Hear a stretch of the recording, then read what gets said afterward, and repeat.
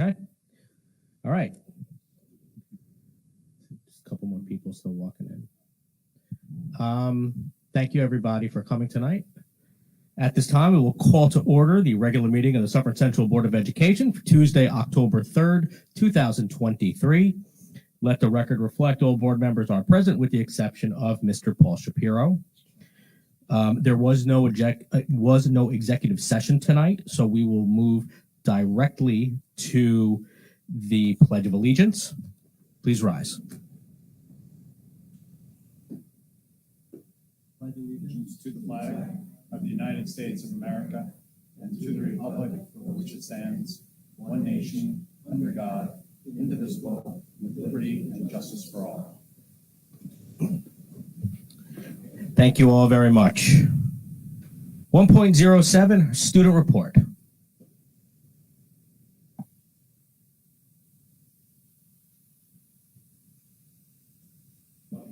Good now? Okay. Hi, everyone. I'm going to reintroduce myself. My name's Caitlin. I know it's been a couple weeks in case anyone forgot. I'm just going to talk quickly about what's going on this week and the next couple weeks at the high school. On Friday, we have another home football game against Ketchum. On Saturday, there's the SAT exam. And then next Wednesday, the 11th, there's the PSAT for 9th through 11th graders. It's a half day for everyone. And in the morning, we have, well, for seniors, we have a bunch of activities. There's breakfast for us. We get our senior pennies, finally. We get different workshops to pick and choose from. We're going to meet with our guidance counselors again about the college admissions process. I know a bunch of the English teachers will be there to help and read over essays. There's resume reading if any seniors are applying for jobs or things like that. There's wellness counseling and activities. And then we're going to end the morning with a class picture. Then the week that everyone's been waiting for, Spirit Week, is the 16th through the 20th. The USO students and our entire class are still voting on themes for 2 days, since the day is a 4-day week. And Thursday is Suffern Pride Day and extended lunch, my favorite day of the year. There's the ice cream truck, popcorn, cotton candy. They had bouncy castles last time. And then Friday is the homecoming football game against Arlington. And Saturday is the homecoming dance, which is also a USO fundraiser. All the funds come back to us, which is pretty cool. So, yeah. No problem. Mm-hmm. All right. Thanks, Caitlin.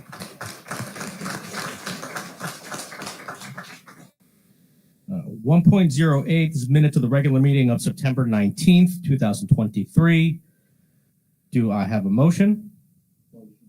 Mr. Donnelly. Second? Mr. Frazier. All those in favor signify by saying aye. Aye. All those against? Any abstentions? Ms. Dickman abstains.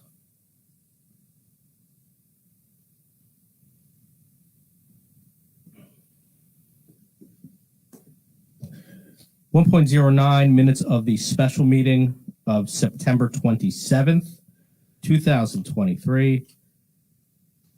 Do I have a motion? Ms. Hodge. Second?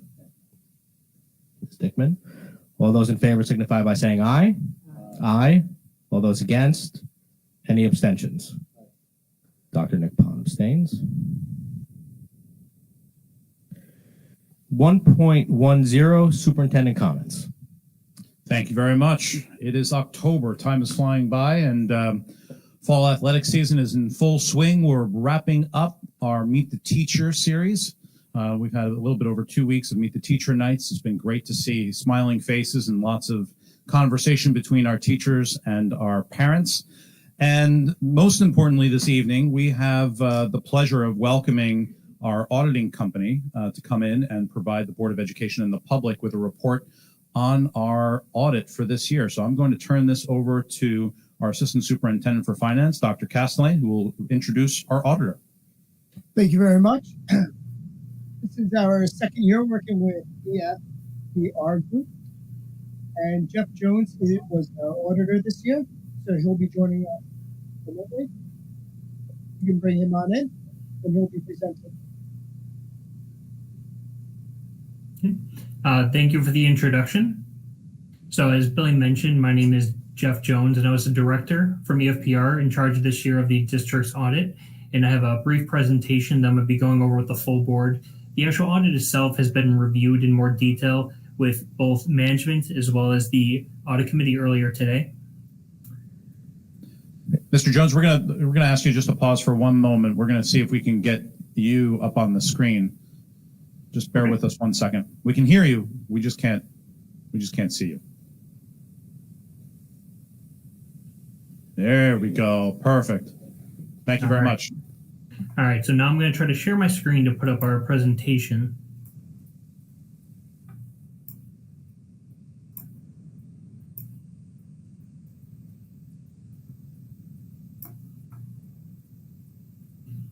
Okay, so is the presentation up for everyone? Yes, it is. Okay, great. So again, we're going to be reviewing the audit for the year ended June 30th, 2023 here today. For starters, I want to go through our audit approach. What we do is we perform a detailed risk assessment of the district. With this, we identify significant audit areas and obtain a detailed understanding of the internal controls for each audit area. Just as an example, we wouldn't want to audit, let's say, bank statements and cash the same way you would audit expenses. So we try to make sure that we have a detailed and specific approach for each area. After obtaining an understanding, we'll go in through actually test the effectiveness of those internal controls. With that, we want to make sure that the district has a control in place, is being treated the same way on whether or not, for example, a transaction is $100 or it's $10,000. Based on the results of those tests, we then have audit work programs that are designed for each of those areas, allowing us to really issue opinions on the financial statements. We expect now to issue unmodified opinion on the following reports, first being your basic financial statements, your next one being your federal grants compliance audit, also known as a single audit, and the last one being extra classroom activity funds. Now, an unmodified opinion is actually the highest level of opinion that we are able to issue. It means that there's no material modifications noted to either a report or to the actual financial statements themselves. And we were happy to say that all records and information that was requested by our firm was freely available, and that management was a pleasure to work with and was able to get us everything we needed in a very timely manner. One item identified was that there was a significant audit adjustments that were required in order to reconcile certain balance sheet accounts. These items have been gone over with management as well as the staff there in order to reconcile and fix this going forward. Now, we said that there was no material weaknesses, no significant deficiencies, or other types of non-compliance that are required to be reported for the major federal programs or from guidance. For that single audit, we ended up testing both the Education Stabilization Fund as well as your Special Education Cluster, both of which with no findings. In for our report to the board, we noted that your significant accounting practices were described in Note 1 of the financials. All accounting estimates that we inspected were reasonable and supported. The financial statement disclosures all appeared to be neutral, consistent, and clear. No difficulties noted in performing our audit, and there was no changes for our initial planned audit strategy. Now, we were not aware of any types of consultations about whether it be accounting or auditing matters between management and other accountants. We had no disagreements with management about any items related to the district's financial statements or to our actual auditor's report. Excuse me. And lastly, there was no other matters that we consider to be significant to communicate to you tonight. And that is the overall presentation I just wanted to go through. Now I want to open up if there's any questions for me based on the audit.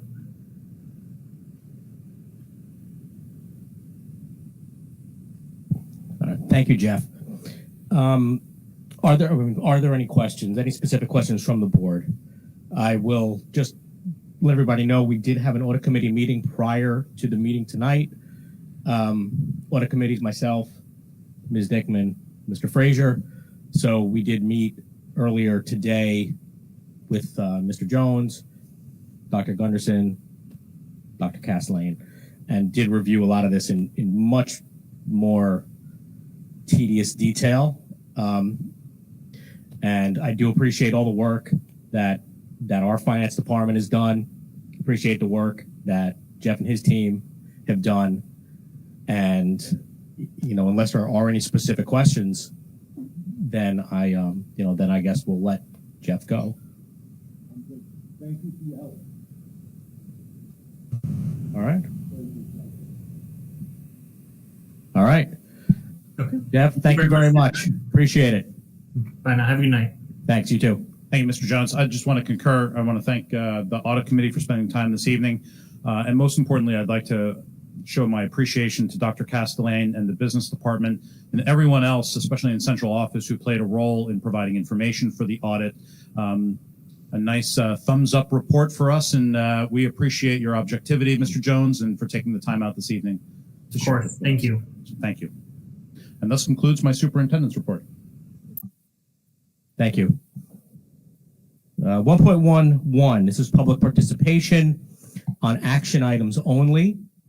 If there are any action items listed on tonight's agenda that anybody wishes to speak to, you can please approach the podium.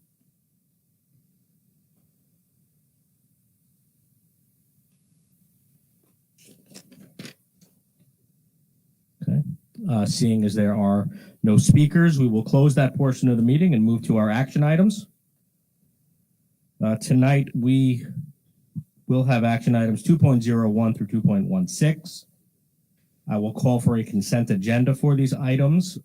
Are there any specific action items that anybody wishes to pull from a consent agenda?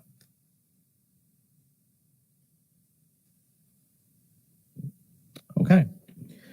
So for the consent agenda, action items 2.01 through 2.16, do I have a motion? Ms. Dickman? Second? Mr. Frazier? All those in favor signify by saying aye. Aye. All those against? Any abstentions? Thank you all very much.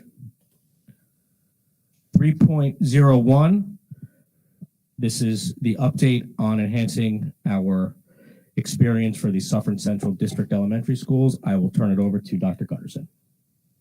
Thank you very much, and thanks everyone for attending this evening. I'm going to go up to the podium to provide my report for the board. Just give me one moment.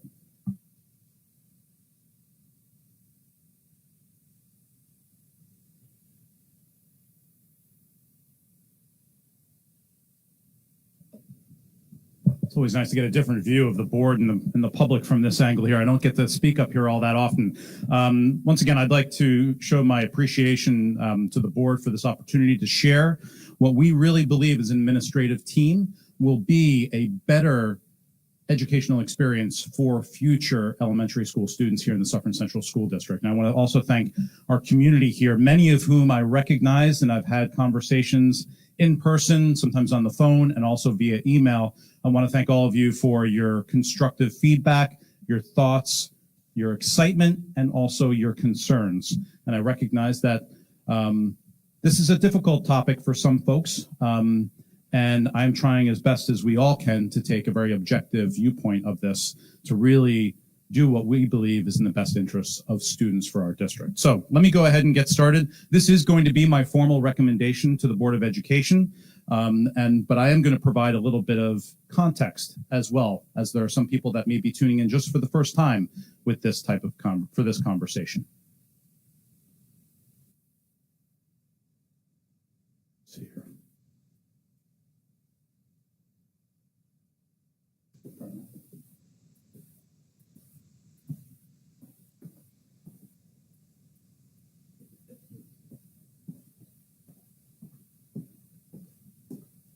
All right, thank you. So the rationale for restructuring, folks have asked me, why are we looking to change something that many folks are perfectly fine with right now? And the reality of the situation is that our mission with regards to this restructuring concept and recommendation is that all of our Suffern Central School students deserve similar programs.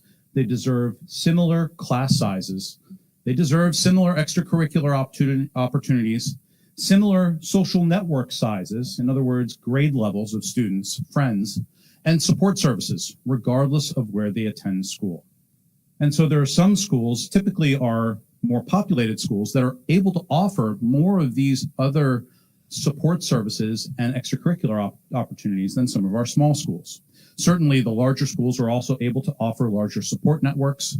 And because of population size, some of our schools have programs that others don't have. And we believe that it's important that all of our Suffern Central students experience similar program opportunities. And of course, as many folks that have lived in this community for some time are recognizing that although our school-age student population is increasing, many of the families that are moving into the Suffern Central School District are opting for religious reasons not to come to the public schools. And one of the wonderful things that we were able to find out through a consulting group that surveyed our community and solicited feedback was, overall, folks are very happy with their elementary school experiences here in Suffern Central. So folks aren't opting to go to private schools because they're not pleased with the education that students are experiencing, but it's typically for religious purposes that folks are choosing other schools besides Suffern Central. But as a result, our enrollment has been going down, and we have 3 out of our 5 elementary schools that have under 300 students enrolled, and it's been going down for quite some time. And if we continue with this model further, it really is not a financially sustainable model for the district. Some folks that have seen this presentation before have seen this graphic. So we hired a consulting group to come in and take a look at our demographic trends over time. And this information that's up on the screen is based on state data. So we wanted to make sure that we were comparing what the state had in 2013-14 with the most recent state data in 2021. We do have our own internal information from this school year, and the elementary school enrollment numbers are even lower than they were back in 2021. But you can see here that overall, according to the state data, there's been a general decrease in population for our public schools by 12%. The vast majority of that decrease has taken place at the elementary school level, 23% reduction over that period of time. Less so at the middle school, and at the high school, it's about lower, just about 2% of a reduction over time. Our updated numbers this year actually reflect a decrease in elementary school population over the last 10 years of a 25% number. The middle school is now at 15% of a decrease. And interestingly enough, our high school population is about flat with where it was back in 2013, 2014. Families do move into the district to take advantage of the high school experience for their children. Another feature of this report indicated really where we were seeing the largest decrease in public school population. And that was really in the Cherry Lane and Viola catchment zones. Almost 2/3 of our decrease in public school participation has taken place in those 2 catchment zones. Again, for those of you that live in the community, you're seeing our communities changing and families moving in, not taking advantage of the public school opportunities here. Our current school enrollment this year, Cherry Lane has 235 students. Cherry Lane also has the smallest grade size of any of the schools. The 3rd grade has 30 students in it. 2 classes, 15 students in each class with 30 students in it.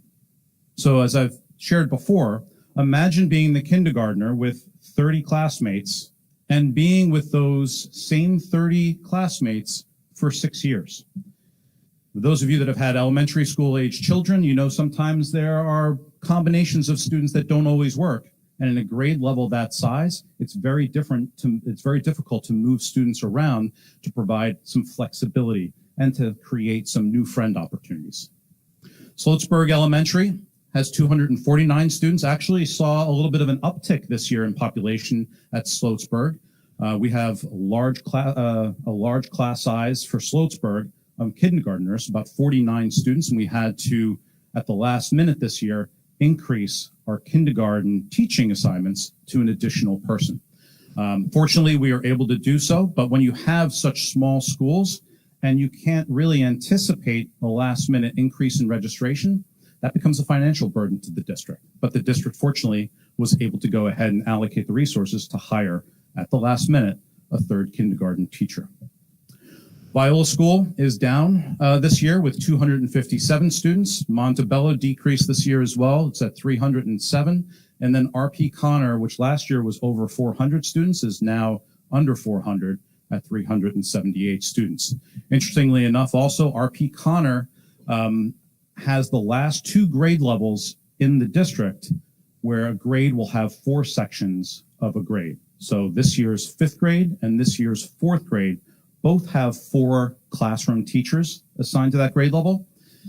Next year, the 4th grade will only be 3 sections. It'll go down to about 58 students compared to this year's 4th grade, which is about 78 students. So our possible options as we were examining this historical trend over time was maintaining the status quo. We could probably continue on for another year or 2 with the system that we have currently.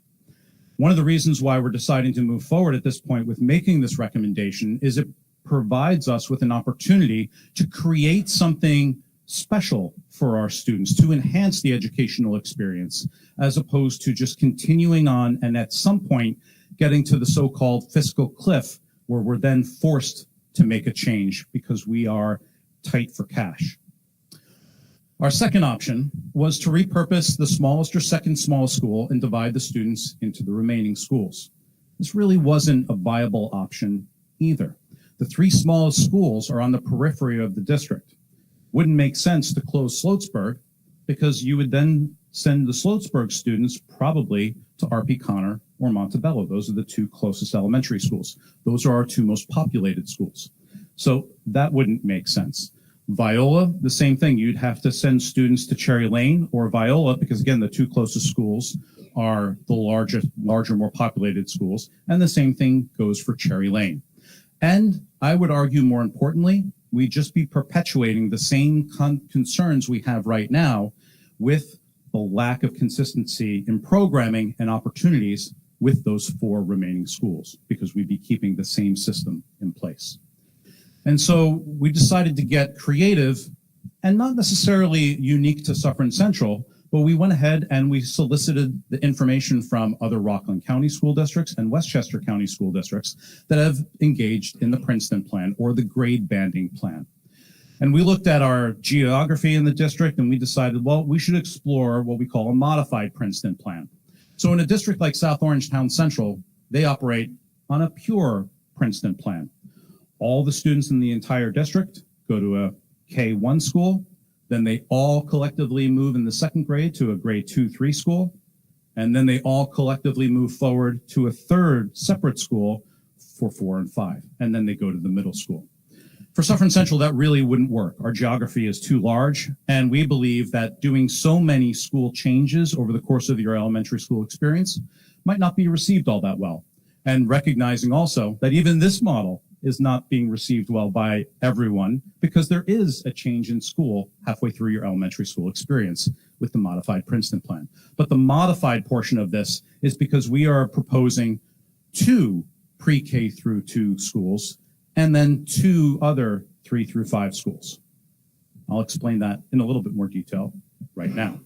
So we would have a pairing of 2 pairs of schools, a school A and a school B. So all the students in school A would go to school in pre-K through 2. In our case, it would be about middle 300s would be the enrollment of the school, which would result in about 115 students per grade, which would allow us to have 6 sections, 6 classrooms per grade level. And then once all of those students graduated from 2nd grade, they would move to school B, all together, keeping those friendships together, keeping that sense of community together as well, albeit they'd be going to a different school. In this case, based on our current enrollments, we would have about 7 sections per grade level. And then you could see the second pairing right below it. We call it school 1 and school 2, the same type of situation. We believe that the educational benefits that we would reap from this type of modified Princeton plan would be that consistency in programming. Right now, whenever we initiate or institute a new program or modify curriculum or need to institute professional development, we need to do it 5 times over. We have 5 elementary schools, and so then we need to get 5 principals on board. with each of their respective teams of teachers who would be working on that initiative. So every time, whether it's a reading program, math program, whether it's introducing a unique coding program, right now we have to do it 5 times over. This modified Princeton plan would allow us to do it twice if it's a grade level initiative. 2 principals, 2 teams of teachers. And there would be a better and more consistent educational program at that level. The educational benefits of special education. This is a real game changer for folks who have children who are in self-contained classes. So right now, if your small elementary school doesn't have enough students to support a self-contained special education program, your child right now is getting on a bus and most likely being bused to Viola. In this particular model, we'd be able to replicate those self-contained programs in each of the pairing of schools. So your child, although they would be in a different classroom, would be able to stay in their home pairing of schools. Big benefit for our special education students. Educational benefits for bilingual students. We'd be able to have more bilingual teachers in the school, and we'd have greater flexibility for scheduling students that need that additional support. We've seen in the district a dramatic increase in students who are English language learners. And English language learners need additional staff to support their education. By having these modified Princeton plan schools, we'd be able to provide that support. The extracurricular programming in grades 3 through 5, right now we have an after-school program that has been supported through COVID funding. This year, the COVID funding has now dried up, and the district is going to be supporting financially the after-school program. But it's an after-school program in 5 buildings, 5 coordinators, 5 sets of teachers, 5 different schools that we transport students back home from later on in the day. Not an efficient program, and I would argue that that is a fiscal burden on the school district that we might not want to continue to pursue with 5 elementary schools. But a modified Princeton plan would allow us to do it because we'd be more efficient. We'd only have to do it in 2 buildings, 2 coordinators, 2 sets of teachers, and only transporting students from 2 buildings. And we'd be able to offer up extracurricular opportunities, a real intramural program for students in grades 3 through 5, perhaps a play opportunity that right now is typically sponsored by some, not all, of the PTAs, because some of the elementary schools are too small to support those. We could potentially also have a robotics program in that extracurricular opportunity, and who knows what other opportunities we could help or we could host in that type of environment. And then, of course, our classroom size. So right now we have classes as small as 13 in a classroom to as high as 24. That span is not ideal. 13 is really small and not efficient. 24 is way too large, and that's when we look to hire an additional teacher to make the class sizes more manageable. But those drastic fluctuations in a school building are not financially efficient. So what this model would allow us to do would be to have classroom sizes of about 18 to 21 students per class. Much more efficient and more conducive to good educational instruction practices. And finally, out of the anticipated benefits, we'd be able to have more age-appropriate facilities, whether that's libraries, the assemblies that we're hosting. Right now, our assemblies really have to target students from kindergarten up to 6th grade. And that's a tough thing to do sometimes. But we'd be able to have more targeted programming for our students with this modified Princeton plan. We'd be able to have some STEM labs that were, again, more age-appropriate, and an instrumental music program that would also be more efficient and more robust because we offer instrumental music in grades 4 and 5. And now, instead of having teachers move between 5 buildings, and the schedule in our elementary schools really revolve around the music program because of teacher availability, now you'd have full-time instrumental music teachers in 2 buildings, and you wouldn't have to adjust the school schedule to accommodate music. It would be a more natural fit.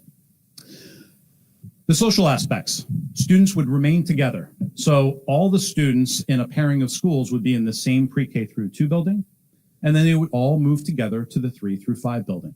It would be a larger network of students. And so, as I mentioned before, when there isn't really a perfect pairing of students, when they have some social challenges and we need to separate them, you have a lot more flexibility when you have 6 or 7 classrooms at a grade level in each school. And this would also benefit students. I take the example of the class of the grade size of 30 students in the 3rd grade at Cherry Lane. When they get to middle school, a grade size of 30, moving to a middle school with over 300 students per grade level, it's a bit of a shock to the system for some students. This would allow a more robust social network of students and ease that transition into the middle school. And then finally, from the community benefits, we see now with the pairing of schools, you now have a larger geographic school community. You could potentially also have a PTA that is for school A and B combined. So you're not having 4 separate PTAs, but 2 separate elementary PTAs that are working together across that 6-year span, but you have a larger network of parents that can step up and help. So these were the proposed scenarios that I presented at the last meeting. They're pretty self-explanatory, I believe. RP Connor in scenario 1 being the pre-K through 2 building, and then the students going to Cherry Lane. So in other words, all the students that live in the RP Connor and Cherry Lane catchment zones would be going to RP Connor for pre-K through 2, and then would be going together to Cherry Lane for 3-5. You could see the same type of scenario for the Sloatsburg and Montebello pairing there. In that particular scenario, in scenario 1, that would mean that Viola would be repurposed, and the Viola students, some would go to the RP Connor Cherry Lane pairing, and some would go to the Sloatsburg and Montebello pairing. Scenario 2 is a little bit different, where it would be a pairing of Sloatsburg and RP Connor and Cherry Lane and Montebello. Again, Viola being the building that would be repurposed. And then scenario 3, you'd have the Sloatsburg RP Connor pairing and Viola and Montebello. In this particular case, it would be Cherry Lane that would be repurposed, and half the students in Cherry Lane would go to the Sloatsburg RP Connor pairing, and the other half would go to the Viola Montebello pairing. So those are the proposed scenarios that I presented at the last meeting, and I was tasked with engaging the administrative team to determine which of these 3 options would be the most ideal for the district. So a couple of the considerations that we made, that we investigated for this final recommendation really came down to a hot topic here in Suffern Central, and that's transportation efficiencies. Many of you may know that we engaged in a transportation audit this past summer. We have a transportation report and a committee that's going to be meeting to look at how we can adjust our transportation policies to allow our district to spend less money with transportation and perhaps work with our private schools who we are obligated to provide transportation for to figure out if there are more efficient ways where we can save money and provide the services that the private school community deserves. So we really were looking here at how long it would take students, from the first student who gets on the bus, how long it would take them to get to the 2 elementary schools that they would eventually go to, the pre-K school, pre-K 2 school, and the grade 3 through 5 school. We spent a lot of time looking at what the most efficient pairing of schools would be. We also did a deep dive into our facilities, the age of the facilities, the conditions of the facilities, both the infrastructure as well as the classroom spaces, as well as the gymnasiums, libraries, what would be the appropriate spaces for the grade levels of our students. We also looked at academic performances. One of the things we did was we looked deeply into seeing what worked well for districts that engaged in Princeton plans and what didn't work well. This is one of the areas, these last 2 pieces here, where districts where the Princeton plan didn't work out as well as expected was because districts didn't necessarily look to make sure that the pairings of schools that they were setting up were on as level a playing field as they possibly could be. So we spent a lot of time looking at the academic data to make sure that our buildings, the 2 pairings, were going to be balanced appropriately. So we had 2 equally high-performing schools in each of the pairings. And then we looked at balanced diversity. Diversity, everything from racial and ethnic diversity to economic diversity. We really wanted to make sure that our school buildings were really reflective of the rich diversity that we have at the middle school and the high school. So these were the factors that came into play. And as a result, we ended up looking at option 1 as the best option for our district moving forward. In this particular option, you have the pre-K through second grade schools being Sloatsburg and RP Connor. And as you can see, as you shift over to the right, once those students graduate from the second grade and move to the third through the fifth grade, Sloatsburg would then transition to Montebello, and RP Connor would transition to Cherry Lane. This, of course, would result in the Viola School being repurposed. And I'll talk a little bit about what that means with regards to the Viola School being repurposed, and that the students in the Viola catchment area would attend one of the above school pairings. And I will actually show a map in a few minutes to show you where that dividing line right now would be for the Viola catchment zones and which pairing of schools students would be going to. I want to be clear that what this means is if you look at the top 2 pairing of schools, if you have a first grader next year, and right now you live in the Montebello catchment zone, your first grader would be going to first grade and second grade at Sloatsburg Elementary School. And then when they get to the third through fifth grade, they'd be going to Montebello. Just as if you have a student who right now attends the fourth grade in Sloatsburg, they would be going to Montebello next year. And then the same type of dynamic with RP Connor and Cherry Lane. So Viola Elementary School would be repurposed.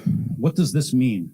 So we are very excited that Viola, and we've made this commitment to the board, I said this at the last meeting, we will not be making the mistake that others have made before, and we will not be selling a building. Viola School will not be sold, and it will be utilized for public school students.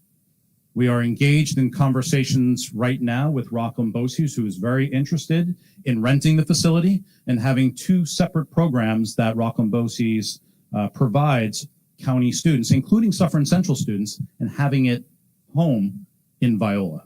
It would remain Viola School, but it would be utilized by the Rockland Bosies program. That's our intent with Viola. Let's talk a little bit about the students in Viola and where they would be going. So where would Viola students attend school? So what we've done here, and you can see the little orange pins there, those are Viola students. So really the dividing line right here is that purple and green line. So everything inside the purple line, the students would be going to Sloatsburg and Montebello. Everything to the right of the green line, students would be going to RP Connor and Cherry Lane. So for example, in the Westgate community, students would be going to Sloatsburg or Montebello, depending upon their age level, their grade. And everything to the right, so where you can see Viola Road, where it intersects Route 202, everything to the right there and north would be Viola students. Would be Viola students going to RP Connor and Cherry Lane. And I want to also be clear, because it doesn't really show it in this map right now, any Viola students living in the Pines would be going to RP Connor and Cherry Lane. Because the Pines is an interesting place because the dividing line goes right through it. So if you're a Montebello family living in the Pines, your child continues to go to Montebello and the Sloatsburg parent. So the only catchment zone that would be split is Viola, because Viola would be repurposed. I should make it clear that all these slides are going to be on the website. So I appreciate people taking pictures, but you'll be able to refer to this evening. So to be continued, Viola catchment zone right now, in order to maintain Viola as a viable elementary school for the last 8 years or so, the district continued to expand the Viola catchment zone. So it encompassed more and more students. And when the Sheldon was constructed, the district decided not to have the students that were living south of Lafayette in the Sheldon and the surrounding area there go to RP Connor, but they decided to have them go to Viola, again, in an effort to keep the population just high enough in Viola to keep it as an elementary school that was viable. But in this case now, the students that live south of Lafayette would be going to the R.P. Connor and Cherry Lane pairing of schools. And the students that live just above or to the north of Lafayette, where you can see that purple line and above, those students would be going to the Sloatsburg and Montebello pairing. So the dividing line for Viola is actually in two different places to make sure that enrollment's balanced and to make sure that the transportation for the students in the different parts of a very large Viola catchment zone are going to schools that make sense for them. Another feature of this plan is the sequencing of school arrivals and dismissals. Now you'll notice here we don't have specific times lined up on here because we recognize that we may need to adjust start and end times for the different grade levels a little bit as we dig in deeper into what the actual transportation routes will be. But that information will be forthcoming by January. But right now, as you all know, we all start off with picking up students and dropping them off at Suffern High School. And then we pick students up for Suffern Middle School and drop them off.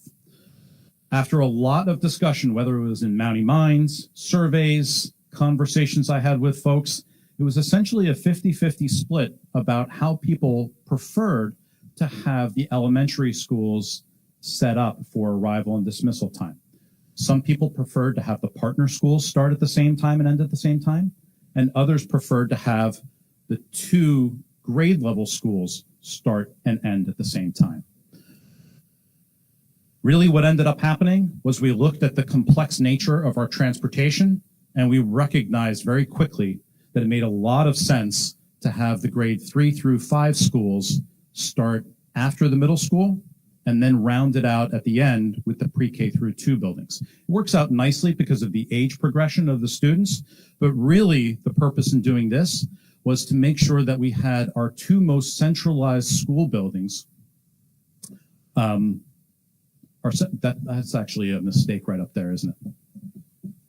No, it's correct. My mistake. We have Montebello and Cherry Lane arriving next, and then followed by the two pre-K through 2 buildings, Sloatsburg and R.P. Connor, arriving last. The afternoon sequence is the same order. Suffern High School gets picked up first and dropped off at home, followed by the middle school, followed by grades 3 through 5, and then rounded out with the pre-K through 2. In all of our transportation analysis, this model will allow for transportation times to be less than 30 minutes. In some cases, transportation routes will be 15 minutes. If you are a family that lives in the Montebello catchment zone and your child is in grades 3 through 5 and your child's going to Montebello, it's going to be a short bus ride, 15 minutes or so. But if your child lives in the Montebello catchment zone and needs to go to Sloatsburg for the pre-K through 2nd program, it will be under 30 minutes, but it will definitely be over 20 minutes. But we are committed to keeping those transportation times from the first child who's picked up to when they arrive at school, and when they pick up in the afternoon from school and drop them off, the last child, to be no more than 30 minutes. So, what are the next steps? I understand that this is a lot to take in, so we are going to make sure that this presentation is online. And I'm anticipating questions from the public via email tomorrow. People will have specific questions about catchment zones, especially if you're a Viola family. We will be answering those questions as they come in. But I want to be clear that this is my recommendation, my administrative team's recommendation to the Board of Education. The Board of Education will take 3 weeks to consider this recommendation, at which point we'll have a public hearing where folks can come and speak to the board. In fact, tonight, there's also going to be an opportunity for you to speak to the board. But that will be an official public hearing on this particular topic. And then at that time, on October 24th, the board will consider and perhaps vote on the recommendation. So I know that this is a presentation to the Board of Education, so if there are questions from the board, I'm more than happy to take those questions. And then I know that we'll have not questions from the public, but public commentary following at the end of the meeting. Okay. Excuse me. Let me start by thanking Dr. Gunnarsson for this presentation and for the formal recommendation. we know how much work has gone into this. We know how much information has been parsed. We know how many, surveys and questionnaires and,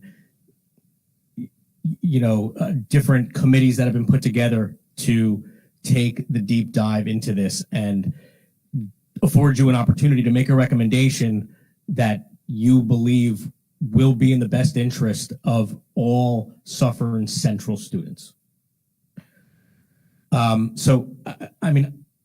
Let's just start. Let's start here.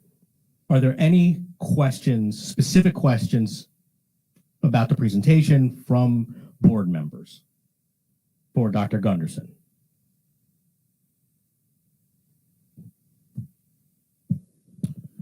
Thank you, Dr. Gunderson, for the presentation. Certainly, a lot of positives, and I understand the whole concept of the consolidation and everything. I'm just thinking back to my own experience of juggling schedules in 2 schools, and now families potentially having to juggle schedules in 4 schools. Can you comment on that in terms of, would there be some way to coordinate schedules among the schools, meet the teacher nights, extracurricular activities? I mean, I could see parents, really running ragged trying to keep up with all this stuff. So, you might not be able to answer that, but that's one of the things that, jumped into my head, thinking about this. Sure. No, that's a great question, right? And so if any family has more than one child, at some point, you're going to have children in 2 or more schools at the same time. We took a look at our elementary school population specifically to see how many families in this model would have children in both elementary schools, the pre-K through 2 and the grades 3 through 5. And at any given year, it's about 13.5% of families fall into that situation. A remarkably low number. I thought it would have been much higher. Did you look at also how many in the middle school and the high school? No, because we're not changing anything about that, which is why we just looked at how, just to stay. But that's a potential too. Oh, though. absolutely. So that was. Absolutely. But just to focus on the elementary school, because that was the one variable that we are introducing here, right? Everything else is staying consistent.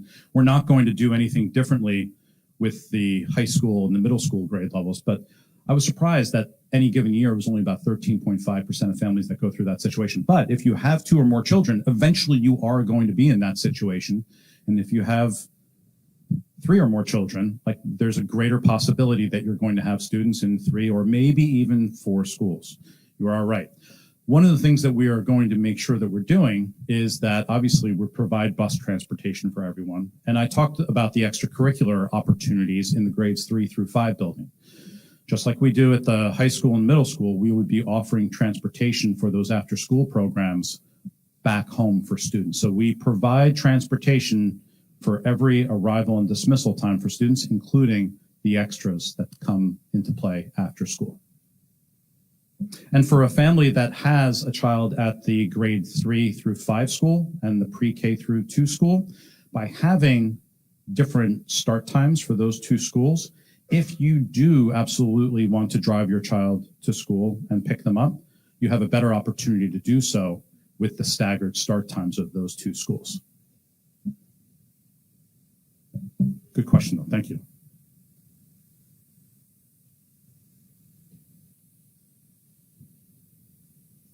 Any other questions? I just had a couple of follow-ups. I did want to, and I know you confirm this with the map, but I do want to just make sure that it's clear for everybody.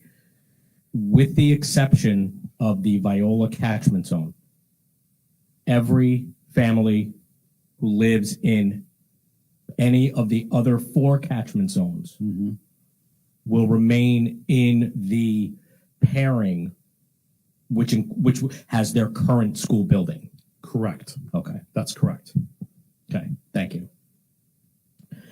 And then the only other thing that I think is just important for people to understand, and this goes back to the beginning of your presentation regarding the declining enrollment, is I mean, we know on the board, we know some of these answers just because we're here, but I think it's important for people to understand, why is the decrease in enrollment so much greater in the elementary schools as opposed to the middle school and the high school? Yeah, that's another great question. So as the board knows, and some members of the public know, we engaged a consulting group, the DM group, to come in and do this demographic overview for our district. A little bit over a year ago, they started this work. So this has been in the works for a while, to take a look at, from an objective viewpoint, what's happening in the district.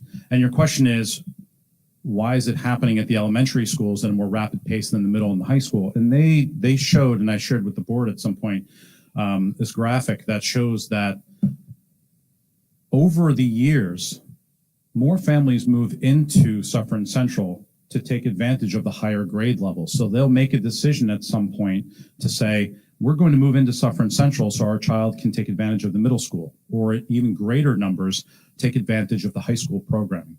Another example of the fact that we're facing a declining enrollment, not because we're not performing at a high level, but because folks that are thinking well in advance and are moving in for religious purposes are deciding not to take advantage of our public schools. But they are taking advantage at a growing rate of our middle school, and even more so our high school. Thank you. Ms. Dickman. Thank you. One point you brought up previously, and I think it's worth just discussing it again for tonight, is that consolidation of schools doesn't mean that we're going to be losing any staff or having to lay off any staff, and we can still accomplish these goals. Yes, I appreciate that you brought that up, and of course I went and met with the staff at Viola School this afternoon after school was complete, because I felt it was important to share with them face to face that their school was going to be the school most significantly impacted. And I did reassure the folks in Viola, and I have spoken to the staff in each of the elementary schools last spring, and I've repeated this to the associations, the teachers union and the other unions, that the board recognizes that we have an ability right now to maintain and hold on to our staff. And we are going to reap the financial benefits, the efficiencies of this model over time through attrition. We expect greater numbers of folks retiring in the next couple of years because of the number of years that they've invested in this district.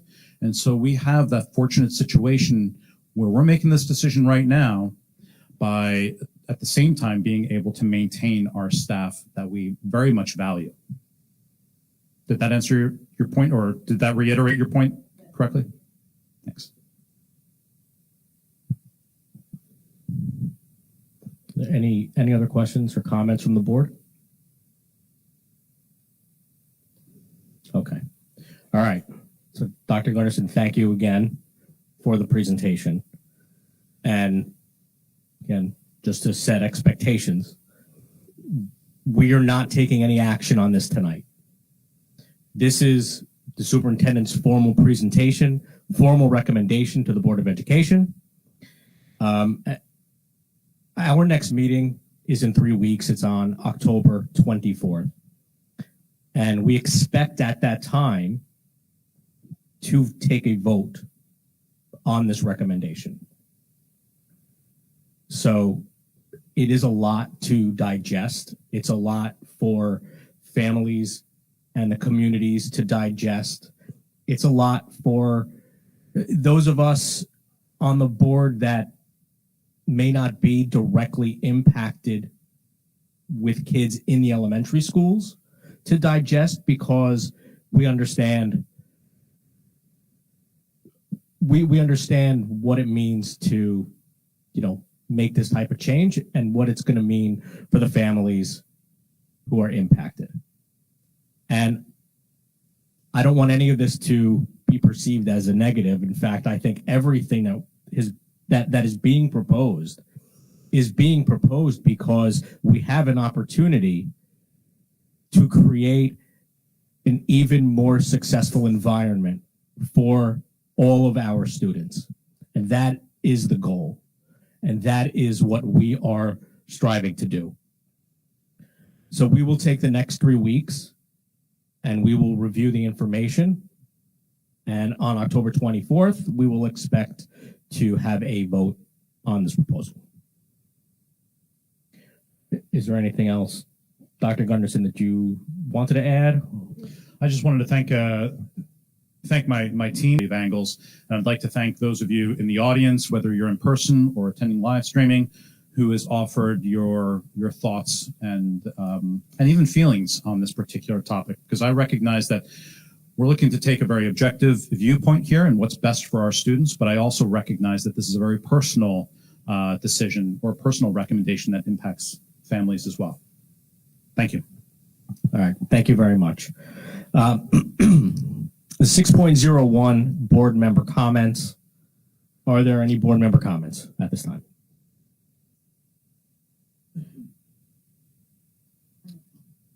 Ms. Dickman? So first, I'd like to also thank our accountancy and business department. As Mr. Kern said earlier today, the audit committee listened to one of the first audits that we have during the year, and there are a number of them that take place because the district's finances are so important. It's very important to have clear and correct information about what's happening there, and we had a very thorough presentation before this. And I'd just like to thank everyone for working so well together with our auditors. This is a complex area, but it always goes better when people work well together. And so we're very fortunate to have had that this year. Also, although I missed our last meeting, I did watch the recording. And thank you, Jenny Mermelstein, for your presentation. Communication in the district is an area that we've been working on. The Excelsior that came out recently contains lots of useful information if you haven't taken a look at it yet. Also, I would encourage everyone to follow your teacher's Instagram if they have one, particularly the art department lends itself very well to Instagram. And you can see not only the detail of the projects that are being worked on, but even the progress from beginning to end. And it makes it that much more meaningful when you go to these arts exhibits at the end of the year to see all the effort that went into it. We're really so fortunate in this district to have funding and such wonderful teachers in the arts and humanities department. That's not something that you can get everywhere in the country. And they're really doing just amazing work. Now that we're in the digital age, there's less things coming home from school.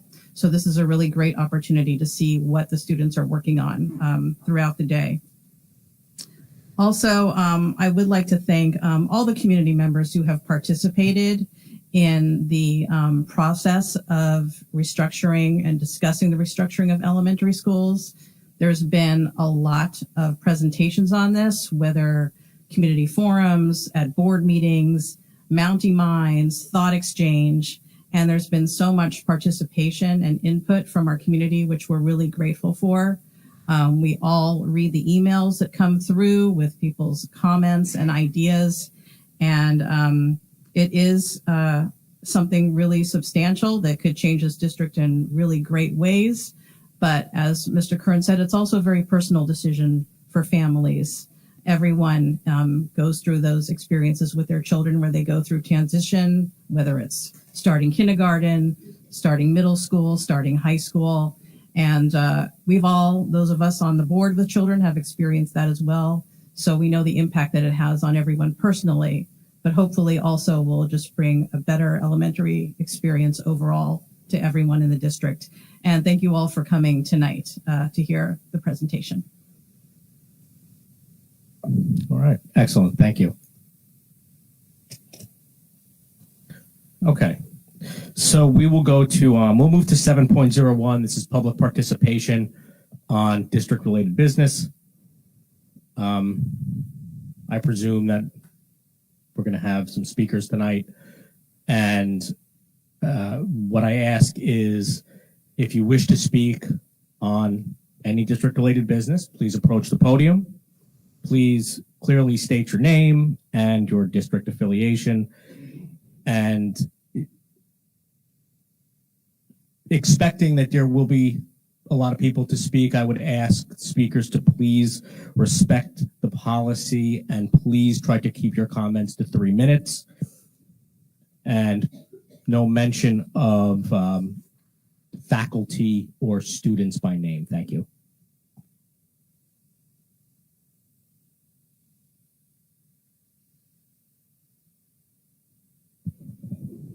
Appreciate it. I'm a member of Slotsburg community. I'm here to represent 214 people. We collected 214 signatures. And I'm asking board to consider one more scenario to keep our neighborhood school out of the plan, to keep it as it is, K to 5, because our neighborhood school is very important to us. It's a soul of our community. All the community activities evolve around this school.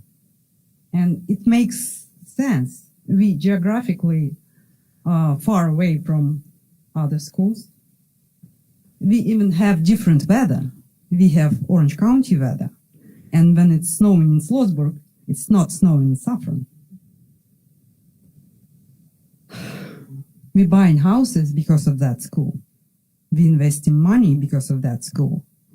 People renting apartments, investing because of that school, the way it is, K to 5.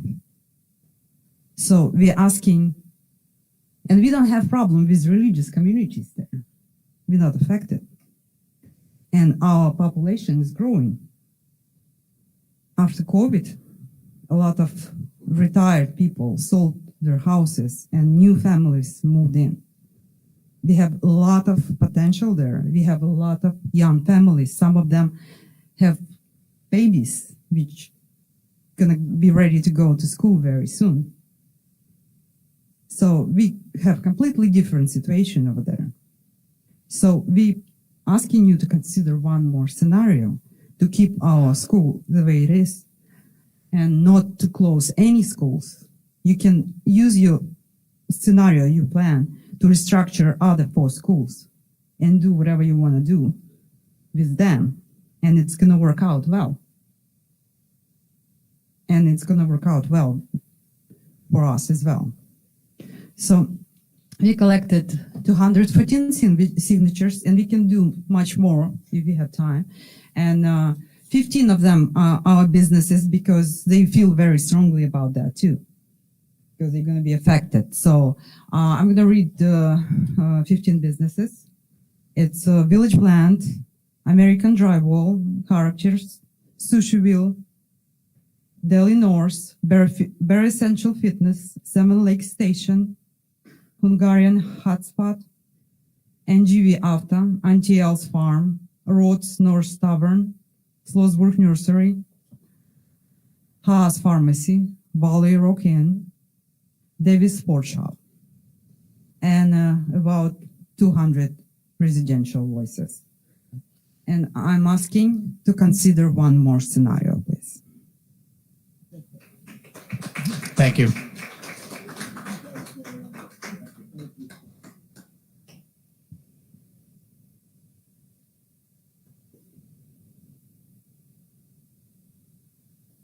Good evening. Some people have seen this, read it, but I'm going to stand up here. I was asked to read it. As some of Please. you may... Oh, I'm sorry. Oh, Kelly Dalduga. Thank you. I also live in Slotsburg.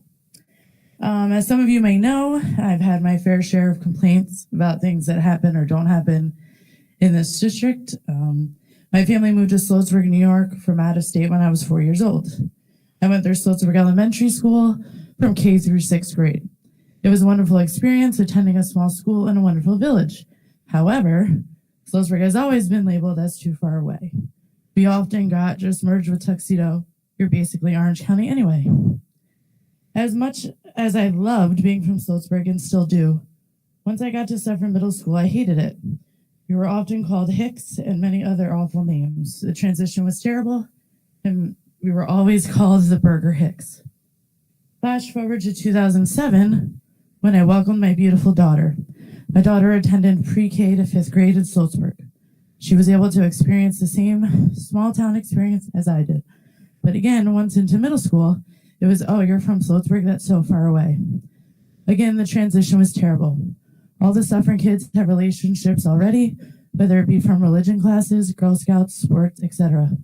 Sloatsburg was always the outcast. Flash forward to 2023, my 16-year-old daughter is now driving, and guess what?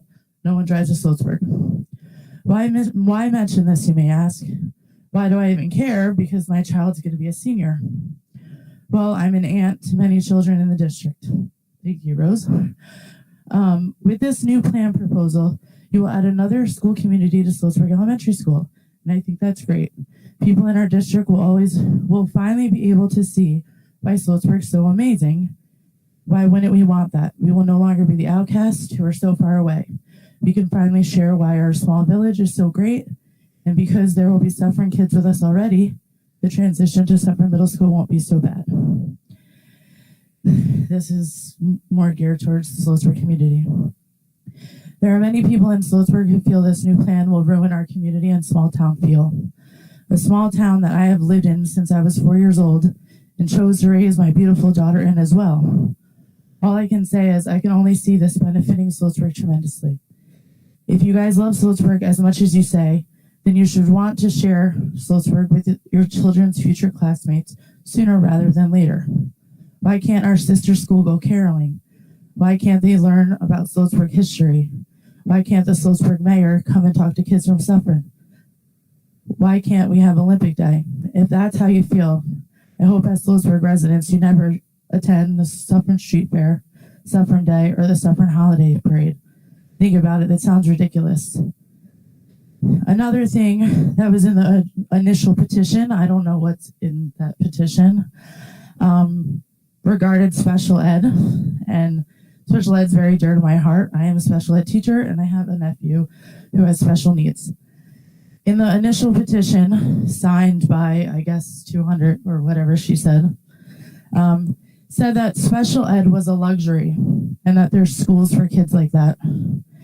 Just because places like Jesse Kaplan, Joanio, and Primetime exist doesn't mean every child with special needs belongs there. Anyone who knows about special needs knows that the least restrictive environment is what's best for them. So why wouldn't you want your child to stay in their home school?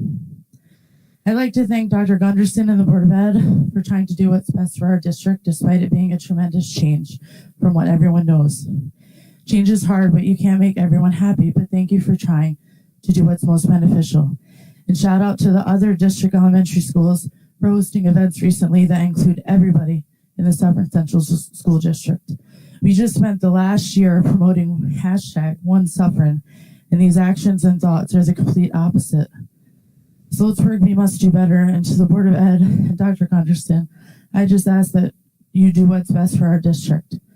And also, and I'm sorry if it's 2 minutes, since this initial post from the last meeting, I had posted it publicly on my Facebook, and I have gotten a lot of backlash from people in Sloatsburg to the point where they're even accusing me of not living there.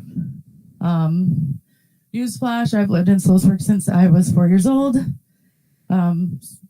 First started living in Sloatsburg on Lincoln Street, and now I've been in Pine Grove since I was in 3rd grade. And my daughter and I still live there, and my plan is to stay there until she graduates. So for those of you who feel it's necessary to put my name in your mouth because I don't agree with you, just keep my daughter's name out of your mouth because this can really affect her. So thank you, and Sloatsburg do better. Thank you.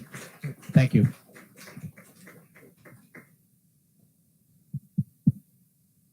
Good evening. My name is Jennifer Henry.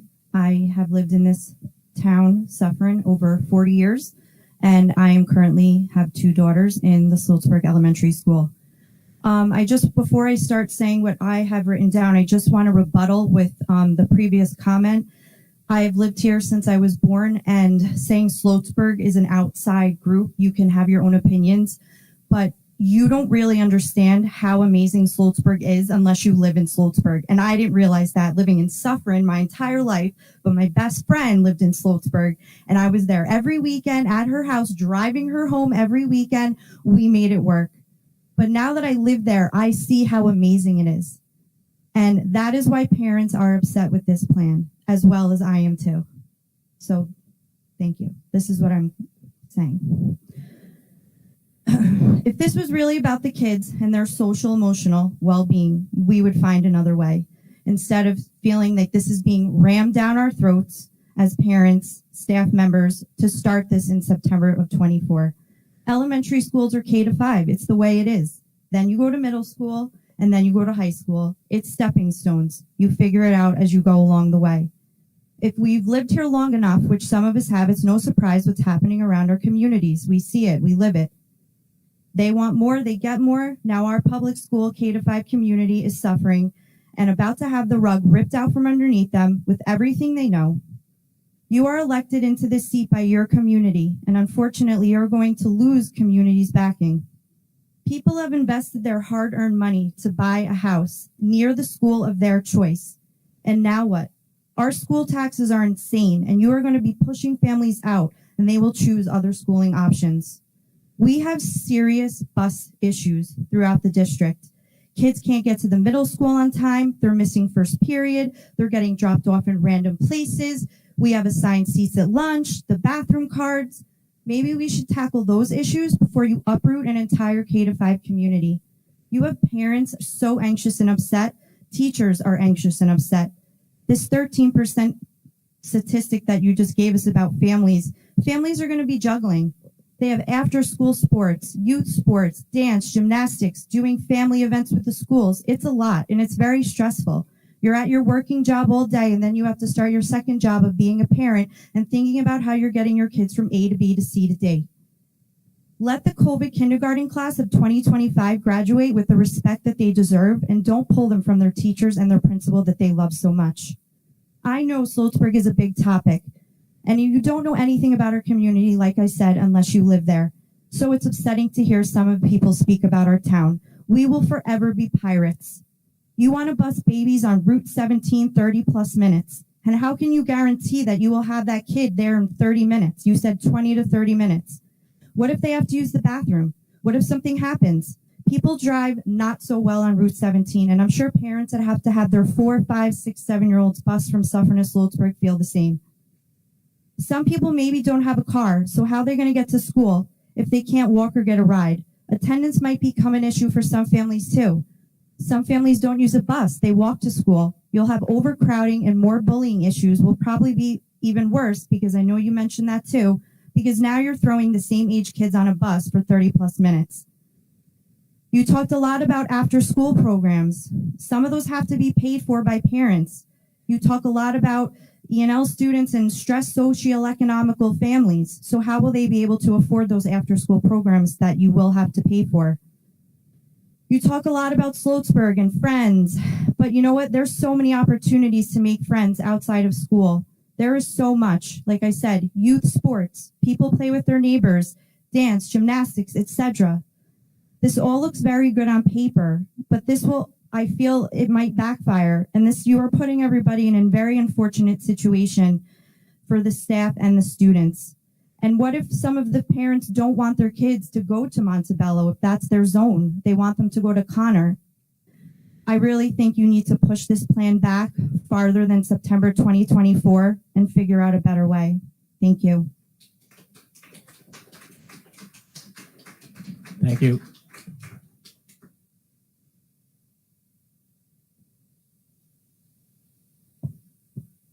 Hello. Hi, my name is Joseph Berger. I'm a Sloatsburg resident for over 11 years and currently have 3 children in the elementary school system. I've prepared a statement in regards to the restructuring of our schools in order to maximize the efficacy of everyone's time. It's of my opinion that after an unprecedented period of remote learning, that the timing of such a large change would further burden the normalcy that our children and educators are finally getting a chance to get. Significant restructuring can lead to disruptions in the learning environment. Changes in curriculum, teaching methods, or school schedules may take time for educators and students to adapt to, potentially impacting student performance and well-being. Restructuring often involves changes in staff assignments, roles, or job expectations. This can lead to uncertainty, stress, and decreased morale among educators and staff, which can in turn affect the overall school atmosphere and student experiences. In cases where experienced educators and administrators are displaced or leave due to restructuring, the school may lose valuable expertise and institutional knowledge. This can impact the quality of education and the support provided to the students. Poorly planned or rushed restructuring efforts can lead to unintended negative consequences. If changes are not well thought out or lack the adequate support, they may not achieve the intended goals and could potentially worsen existing issues. Restructuring might alter the community and identity aspects of a school that students, parents, and staff have grown accustomed to. This could lead to a loss of traditions, community ties, and a sense of belonging. Depending on how the restructuring is carried out, it could amplify existing inequalities in our education. Certain students or groups might be disproportionately affected, especially if changes result in reduced access to resources, programs, or support services. If the restructuring process does not listen to the input of educators, students, parents, and the broader community, it can lead to feelings of exclusion and resentment. Collaborative decision-making often leads to more effective and sustainable changes. This leads to the primary point of my statement. I am highly concerned with the manner in which this decision is being made. When considering significant changes like school restructuring, it is essential to ensure that decisions are made with the input of those most affected. Taxpayers are the primary stakeholders in the education system as they fund it through their hard-earned money. A decision as impactful as restructuring schools directly affects their investment and the quality of the education their children receive. Due to the expedited nature of this proposed restructuring, I strongly feel that not all voices have been heard. Interpretation of opinions leads to unintentional cherry picking of opinions and potentially creates an echo chamber of a single goal. Online forums and public discussions do not provide a binary opinion of support or lack thereof. The restructuring of our schools using the Princeton Plan has been brought forward as a way to increase diversity and save money. I would like to highlight that saving money was never the Princeton Plan's intention. The positive aspects have been highlighted on multiple occasions, but I would also like to bring forward the potential negative aspects of such a change. Implementing the Princeton Plan involves busing students to different schools, which can logistically be complex and costly. I argue that this can result in long commutes for students, increased traffic congestion, and transportation safety concerns. Our primary transportation company is contracted out, which adds an unknown soft cost to our already known hard costs of administrators, educators, staff, and facilities. A forced integration of schools can lead to resistance from parents and community members who feel that their children are being uprooted from their neighborhood schools. This resistance can lead to protests, legal challenges, and community divisions. There have been many studies on the Princeton Plan. Some say that it may not be necessarily lead to more equal educational outcomes. Even in integrated schools, there may be still disparities in resources, teaching, quality, extracurricular opportunities, which can perpetuate inequalities. Changing of school assignments through integration efforts can lead to decreased property values in certain neighborhoods, as potential buyers may be concerned about the recent changes and the future of their school system. I question whether this plan leads to improved educational outcomes and reduced costs. I also question if other factors are more critical in achieving those goals. Keep in mind that the decreased attendance can also be correlated with the 100-year lows in the USA population growth. The implementation of integration plans can be expensive, requiring resources for transportation, infrastructure, and support services. I feel these costs could be better spent on other educational initiatives. Maintaining integrated schools over the long term can also be very challenging, especially if the leadership changes or shifts to reduce commitment to integration efforts. In conclusion, at a minimum, allowing more time for research and for taxpayers to speak on the restructuring of our schools would be a powerful step toward enhancing transparency, accountability, and community engagement in our education system. By involving the people who directly fund and are impacted by these decisions, we ensure that the outcome aligns with the values and priorities of the community, not just the school board. A collaborative approach values diverse perspective, strengthens community bonds, and ultimately leads to more informed, well-rounded decisions that serve the best interests of all stakeholders involved. Thank you. Thank you.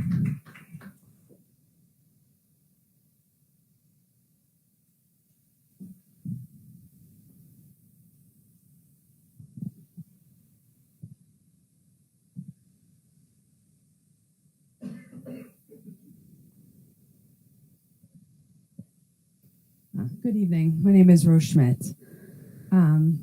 So dear Dr. Gunderson, members of the board, and the Suffern Central community, my name is Rose Schmidt. I'm currently a Sloatsburg resident, and I have been there more or less for about 30 years. After renting for many years, my husband and I bought our home behind the elementary school last year. I've been a history teacher for the last 18 years, some of the time being at Suffern Central, a swim coach for the Suffern Sea Lions for the last 21 years, and a coach for the high school girls swim team for about 13 of the last 20 years. I have 4 young children, one of them being a child with special needs who travels on a bus across the county for between 2.5 and 3 hours a day at 3 years old. I'm truly invested in the district and my community. When I heard about the plan to change the elementary school format at the June 6th board meeting, I was very angry and felt blindsided by the district. I didn't want my kids to go to a different school as each other, or a different school from where myself, their aunt, and their cousin all graduated from. Up until this point, my almost 9-year-old son has only ridden the bus 3 times, all for field trips due to our location next to the school. I love that he's competing in the Sloatsburg cross-country race, a tradition dating back 48 years in our school, and is able to walk home when practice is over. I didn't, and I don't want to lose the traditions and the many more I could cite. After a couple of days of anger, I revisited the presentation and plan, emailed Dr. Gunderson, and made a plan to attend meetings and forums to help me better understand the reasoning behind such a drastic change to a district and the surrounding communities. I did attend the meetings, questioned things as they arose, got answers that I was looking for, and even to those answers I didn't know I had. To those questions I didn't know I had. Even last week, I spoke to Dr. Gunderson about a question concern I had. Every encounter has been positive and helpful. Every question has been answered. After many nights reviewing the proposal, speaking with my family, including my son, who this will affect, doing my research and taking pure emotion out of the equation, I am in support of this proposal going forward. I see this plan as a way to proactively move our great district into a positive direction before the situation of low enrollment puts us in a bind where closing an elementary school or 2 might be the only options to remain fiscally stable. I know that many in the community say we should leave the COVID kids alone because they have been through enough, or we could live without the luxuries this plan provides so that we can save our beloved community schools and communities as a whole. They say that the communities will be ruined and people will leave villages. I say we should not want to live without these luxuries, such as after-school activities and programs that are of interest to all the students, like sports, plays, Legos, chess, etc., instead of 1 or 2 activities that a select few students would enjoy. Why should we settle for not having enrichment programs or special education ELL programs in our schools to serve the entire community and not have to send those students, like my son, to other schools, away from their friends and their neighbors? What makes one school more important that they should be left alone while requiring others to be restructured? As for those who are struggling because of COVID, which I know all about as my son started kindergarten online with no orientation and no school screening, why shouldn't we want to help those students excel, catch up, and advance further through more robust programming? Wouldn't all those things just enhance our students' learning? Isn't that the point as a parent, to make sure our students are getting the best possible education? I've seen so many reactions in regards to how this plan will ruin communities, in particular the one I currently live in. And while I understand emotion we have to our schools, our small communities, the relationships that some of us have built since we were children, I respectfully disagree that this will ruin us. I've been in Sloatsburg for over 30 years, been around the politics here and in schools, and although the elementary school will only be pre-K to 2nd grade if this proposal goes through, I only see it as an opportunity for so many more families to see how great Sloatsburg is and why so many young families have decided to start their families here, while so many of us decided to stay and raise our children here. It will bring more businesses and people to our wonderful village and help build a stronger bond with the rest of the district, instead of us being known as the Hicks or being told we live too far away. We make our communities the way they are, and by shutting down programs, because it is not all Sloatsburg or whatever community we live in, or because we are just angry, we alone will be ruining communities and even our schools. My son has had many opportunities to meet kids from across the district in all different elementary schools through sports and the town summer camps.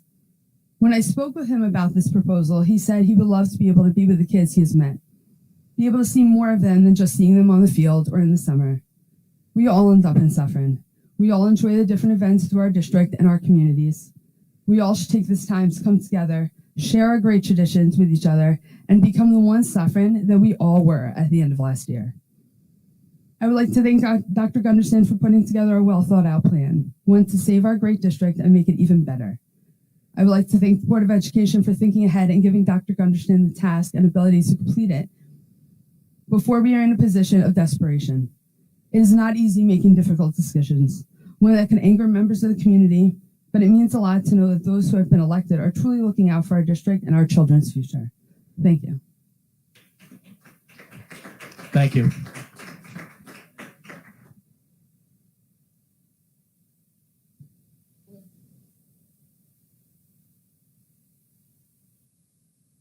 Sorry, Melissa Ricosa, also from Sloatsburg. I have a little bit of a different background than most in Sloatsburg. I've only been there for 4 years. I grew up in the North Rockland district during redistricting, where my youngest sister got to experience that. And after attending where Dr. Gunderson came to Sloatsburg Elementary, I did ask her, "Oh, what did you think of that experience?"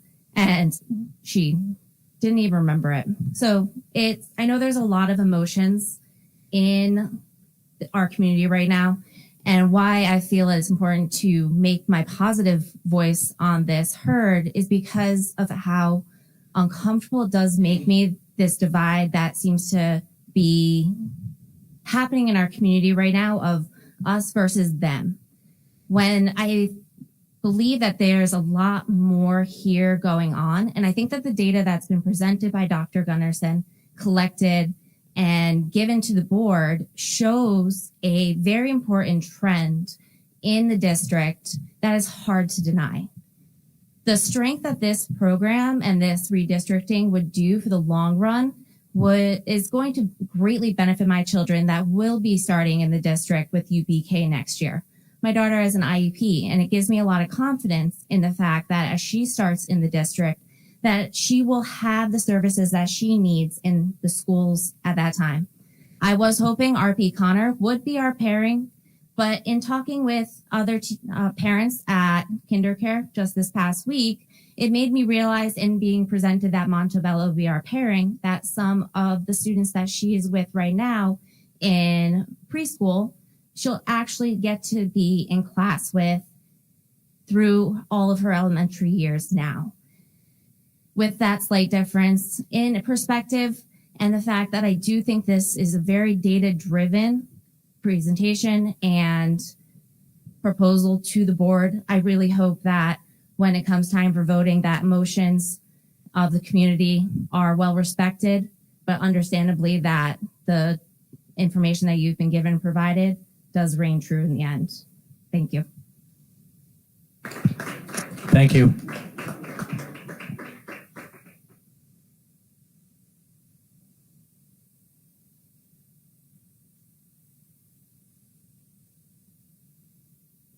Hi, my name is Jennifer Kirby. I've got 2 elementary school kids in Sloatsburg and a third on the way. We love Sloatsburg School. We bought our house in Sloatsburg because we walk to school like Rose does with her kids, similar distance. And the change, you know, we'd love to keep our school the same as a K through 5. I think the busing system right now, speaking to my neighbours, the middle school kids don't get to school on time. They're always late. The bus is maybe 30 minutes late for pickup most days. And then you're going to add more buses to it. Route 17 is a mess.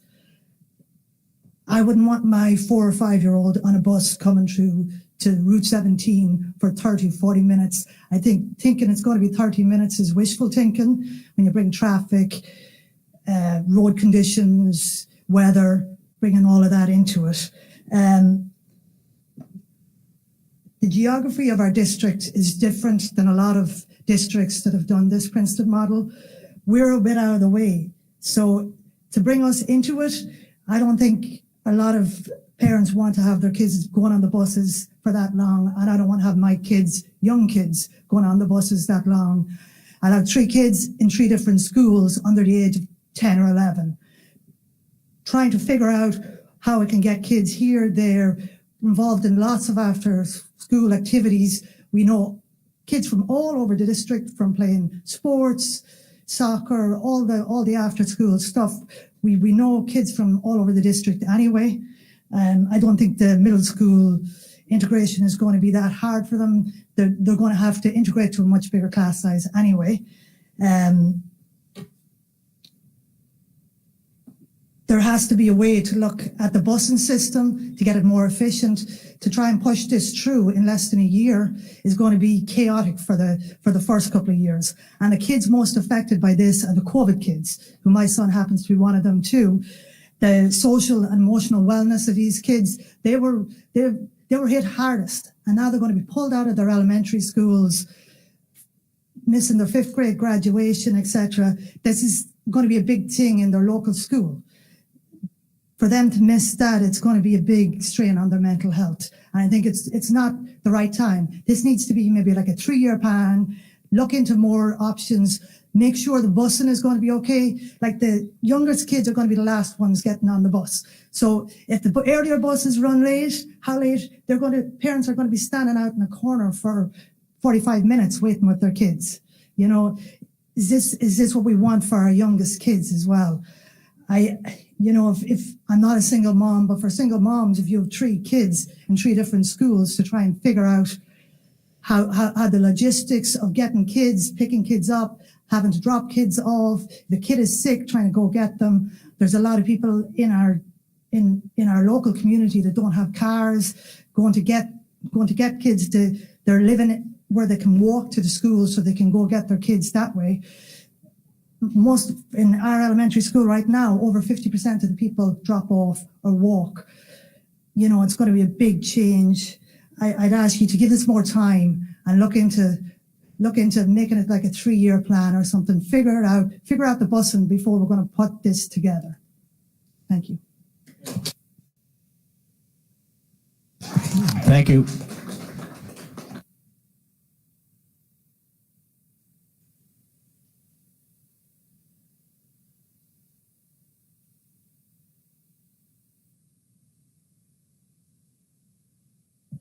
Hello.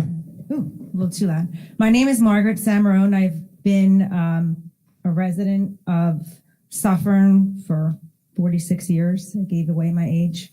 I have kids in the school. One recently graduated, and 2 other who are currently attending. I think something that hasn't been mentioned, maybe it's been insinuated, is we really have to take a look at our neighboring school district, East Ramapo School District, and look what happened to them. We don't really have 3 years to wait and see what happens. The district is changing rapidly. The people who are buying the homes are not sending their kids to the schools. And I think that it's a very emotionally charged situation that's going on, but sometimes it takes a traumatic event to unite people. I know we've all seen it over the course of the past 20 plus years, different events that have happened that have, seemingly been traumatic and terrible, but then brought us together. And we need now more than ever to unite, not to turn our back on our district, because we're at high risk of having the same thing happen to Suffern Central that happened to East Ramapo Central School District. This used to be called Ramapo Central. We actually changed the name because when you Googled Ramapo Central when you were moving in, you got so many terrible articles about East Ramapo that real estate agents were saying people aren't buying, or we have to explain to them it's a different school district and try and get people to buy here. East Ramapo Central School District lost many of their education programs. They lost music, no instruments, no chorus, no marching band. I went to Suffern in the 90s. They were the premier marching band. They were known throughout the country, not just the area. They lost art, no art, sports and extracurricular. If you don't know about it, or if it's just been so easy to not look just over the line, because College Road is all that divides us, it was easy to, because we had a very large community of taxpayers who sent their kids to the schools. It's changing. And a lot of the statistics that are up there really aren't accurate in reflecting the home ownership, because what happens is a lot of the Orthodox and ultra Orthodox will buy the homes and wait until a synagogue is established. And in the meantime, they rent them out many times to families who will send their kids to the school district in the meantime. But then they will evict them, usually pretty rapidly, once a synagogue is established, and move in. And now you have a sharp decline in the enrollment. I think we have to stop hyper-focusing on our emotions and really look at the fiscal decision that's being made here. I heard a lot of things. I pay very high taxes, but there is a fiscal responsibility of the board to not only serve the people who send their kids to school, but the people who don't. And trying to keep all 5 schools doesn't seem like a financially responsible decision. Additionally, the East Round Post School District tried that until they got their backs up against the wall and had to sell them. I certainly would not want to live next to Viola School if it got sold. If you go and Google which schools got sold and go and take a look at what they look like now, it's disgusting. Garbage, work trailers used as classrooms, activities, nights and weekends that aren't school related, traffic nightmares. That will be your neighborhood school.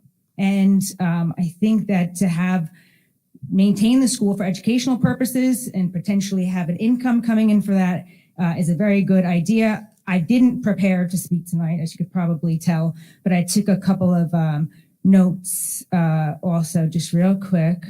I think a lot of the elementary age people are dropping as well because people are fleeing. They're saying, if I get out now with my elementary kids, I could at least get them into a district where they're going to graduate from. And then you have the other people who already had their kids halfway through who are going to stick it out, which is why I think the high school is there. I know there was a study done, but I think that's the reality of it. Also, a couple of things that were mentioned. Yeah, Sloatsburg definitely has a stereotype. I hung out there my entire, middle school through up. All my best friends were from Sloatsburg. I mean, you can't really deny it. My kids go to the high school. It's still the same thing. I think it will unite us. I bet a lot of people from RP Connor don't even know what NJV is or the Village Blend. I think it will benefit many of the businesses in Sloatsburg, as well as the Village of Suffern. Also, in terms of special ed, my best friend, she had to leave a little bit early. Her son was in special ed, had to be changed 3 times, 3 different elementary schools in 6 years. That's a lot for somebody who needs extra support. And I think we have to look at the big picture and how that student will be better off being with our kids, somebody who has had that extra support.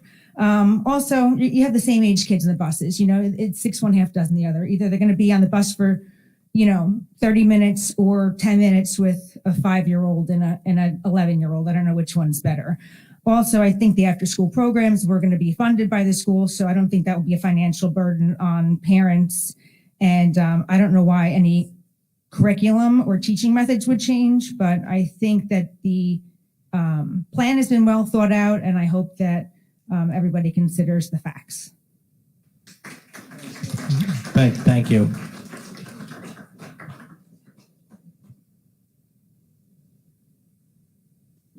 How are you? I'm Wayne Poppy. I live in Sloatsburg. Again, I wasn't prepared to speak tonight. I wasn't going to say a whole lot. I grew up in Sloatsburg. I'm still there. I never really thought I'd ever leave until, you start looking at what's going on. And kind of to back up to what she was saying, it's a scary time, I guess, in the sense of what's right to do. And I understand and I appreciate all the efforts that are going in. And you're in a tough spot. No one's going to be happy, or not everyone's going to be happy, but you got to sit there and look at the big picture of the district. Obviously, I love Sloatsburg.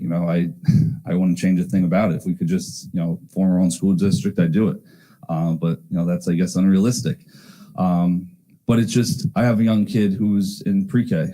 I'm just looking at it, and I don't want this to happen again in 5 years, 6 years. The numbers aren't, I guess, going up. This isn't going to improve our numbers, I guess, in a sense. And like I said, this is what makes it difficult, because in my eyes, it's a Band-Aid. I'm hoping, in 5 years from now, it's not a matter of sitting here again saying, all right, well, who's the next school to get split up? And we're just going to go through this cycle, which I'm just hoping, and I know you've done your research and your work, and everyone up here will look deeply into it. But just, what's the best move going forward? Even if it's more than this, in a sense, you just want to look long picture and security of things, I guess.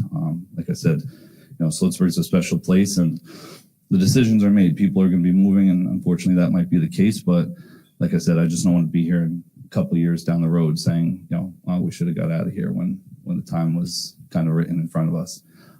My other point is, it's more of a question. I don't know if you're allowed to answer it, but in the October, I know you can't, but in the October 24th meeting, it's just, I guess there's not confusion, but it's like, what's next? Like people were saying, is this going to be forced down, into next school year? If it's turned down, then what? Do we just sit there and kind of let it ride out, or do we go another option or option two? There's just a lot of confusion, I think, that's still out there for a lot of people, that to start the school year this way, it's been a little tough because you can't really enjoy it for your kids right now. Thank you.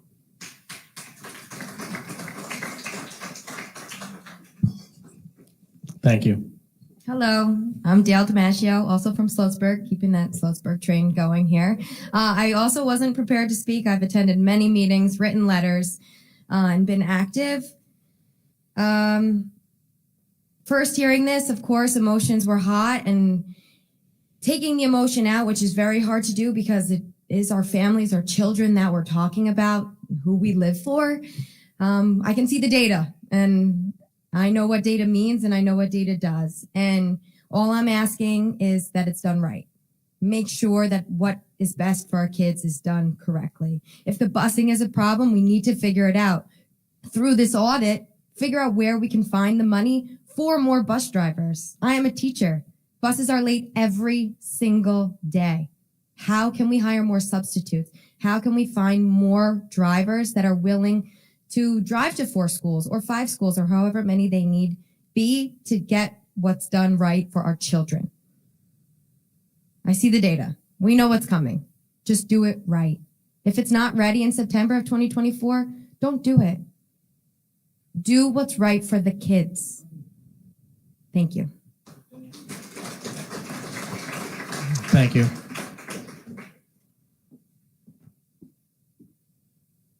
Hi, my name is Dawn Christensen. I've stood at this podium before speaking about dyslexia. I am not from Sloatsburg. My child goes to Viola, and I had not intended to speak as well, but as a member of SPLASH, Suffern Parents for Literacy Action Support and Help in Educating Dyslexics, I do feel the need to speak out on behalf of dyslexic students and struggling readers, as I have many times before, and members of my group, our group. So I'm not here to say do this or do that. What comes to my mind is these struggling readers and dyslexic learners.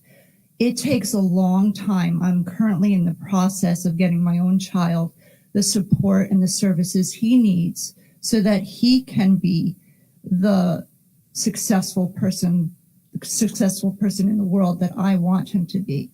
It takes a long time for these students to feel secure with the people that are surrounding them in their support services. So now in Viola in particular, these kids are now going to be separated from some of their friends. That's an adjustment. Going to another school, that's an adjustment. My child is going into 5th grade. The pandemic hit when he was in kindergarten. So his first year of school, as many other parents, was impacted by COVID, and it took a long time. We're just getting to a level of normalcy. So now he will not graduate in the school that is his home, nor will he graduate with his class. That's a big adjustment. In particular, children with dyslexia, change and transitions are difficult. So I urge the board and the district to get behind what these children are going to need. Viola is going to be split in part. So that's very difficult for these young children to adjust. And everyone says children are resilient. They are. But in resilience, there's also impact, and that impact can be long lasting. So I urge the board and the district to provide the support that these children are going to need to feel safe and secure so that they can learn. Our group is just working so hard to get the structured literacy, the OG certified teachers to meet the needs of dyslexic students and their struggling readers. And now to have them adjust again, it needs to be done right as the price, it needs to be done right, and to put yourself in the shoes of some of these children who are craving normalcy. They have difficulty making transitions. I know my son is just feeling secure and just getting a support group this year. So now, is that going to go with him? How is that going to look? I think that's a pressing concern for parents of children who learn differently. Thank you. Thank you.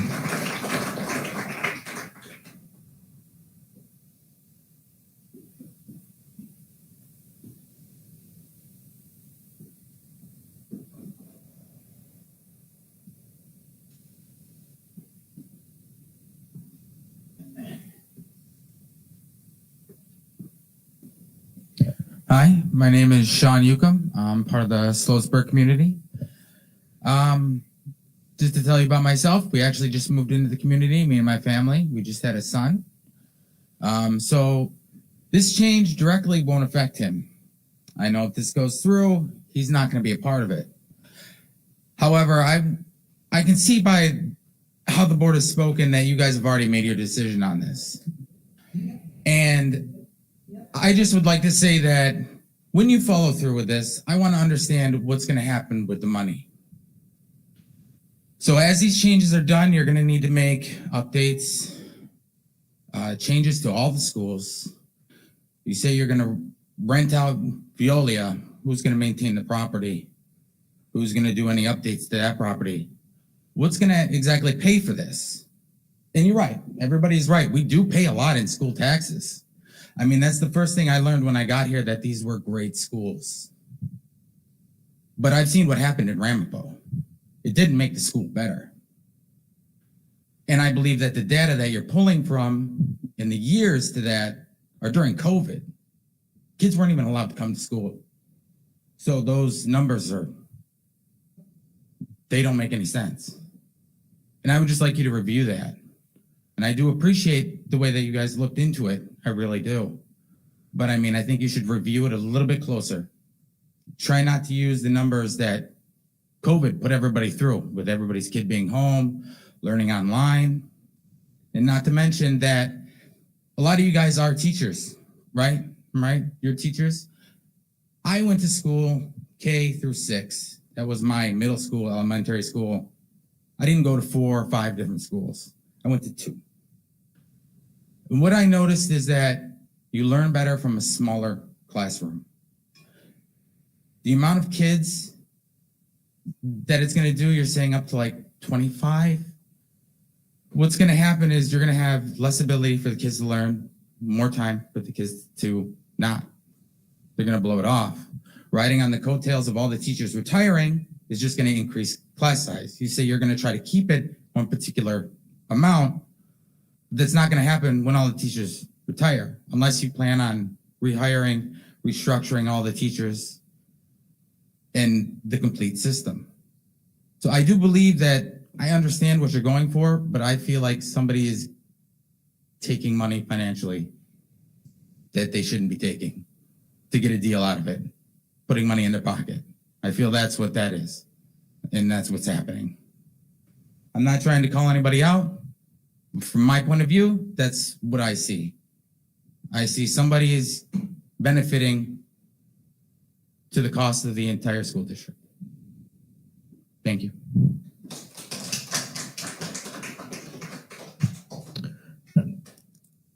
Thank you.